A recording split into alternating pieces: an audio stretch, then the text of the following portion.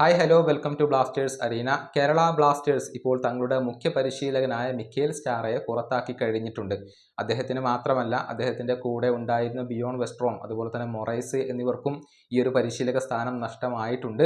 ക്ലബിൻ്റെ മോശം പ്രകടനത്തെ തുടർന്നാണ് ക്ലബ്ബ് മാനേജ്മെൻറ്റ് ഈ 3 പരിശീലകരെ ഇപ്പോൾ പുറത്താക്കിയിട്ടുള്ളത്. ഇനിയിപ്പോൾ ഒരു സ്ഥിര പരിശീലകനെ ബ്ലാസ്റ്റേഴ്സിന് ആവശ്യമാണ്. താൽക്കാലിക പരിശീലകനായിക്കൊണ്ട് തോമസ് ടോർസിനെയും TG പുരുഷോത്തമനെയും ഇപ്പോൾ ബ്ലാസ്റ്റേഴ്സ് നിയമിച്ചു കഴിഞ്ഞിട്ടുണ്ട് എന്നുള്ളതാണ്.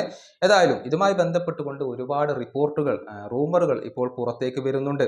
അതായത് കേരള ബ്ലാസ്റ്റേഴ്സ് ഒരു വലിയ അഴിച്ചുപണിയാണ് ഇപ്പോൾ ലക്ഷ്യം വെക്കുന്നത്. അതിൻ്റെ ഭാഗമായിക്കൊണ്ട് ബ്ലാസ്റ്റേഴ്സിൻ്റെ സ്പോർട്ടിംഗ് ഡയറക്ടറായ കരോലിസ് സ്കിൻകിസിനും തൻ്റെ സ്ഥാനം നഷ്ടമായേക്കും എന്നാണ് റിപ്പോർട്ടുകൾ സൂചിപ്പിക്കുന്നത്.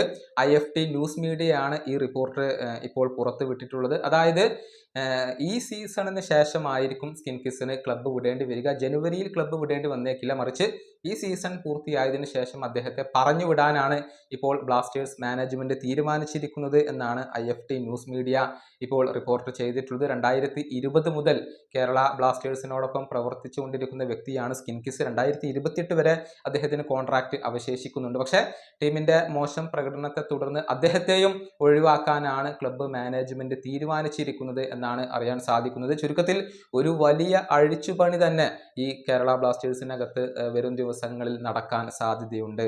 ഈ വീഡിയോ അവസാനിപ്പിക്കുന്നു. അടുത്ത വീഡിയോയുമായി വീണ്ടും കാണാം.